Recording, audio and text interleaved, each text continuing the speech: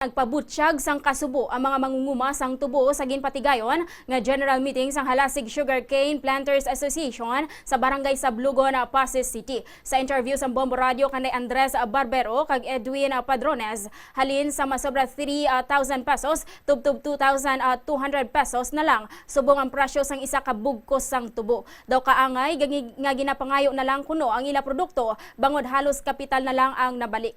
Nagapadayon man ang pagtaas ang presyo sang abuno, pesticides kag sweldo sa mga trabahante nga nagadugang sa ila problema. Gin-question nila ang bisan mahal gihapon ang presyo sang kalamay sa merkado, manubok naman ang baylo sang tubo. Ginalantaw nga rason sini amo ang importasyon sang kalamay. Ginahingyo sa mga mangunguma ang bulig sang gobyerno pagi sa klaro nga presyo kag suporta sa sektor sang tubo. Sa libor, manubo ang presyo. O, mas manubo subong ikontra sa nagligad. Paan ka pa sang kurisa, mapirde ka pa.